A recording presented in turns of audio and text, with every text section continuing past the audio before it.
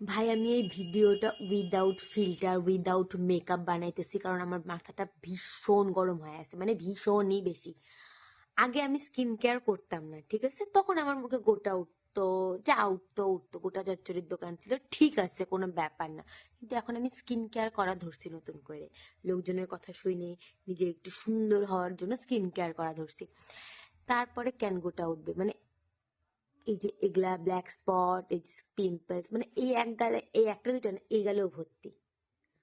দেখো, মানে কেন? তাহলে আমি যে কষ্ট করে টাকা খরচা করে আমার বাপের টাকাগুলাকে ধ্বংস করে আমি যে এগুলা করতেছি, কি লাভ হইতেছে?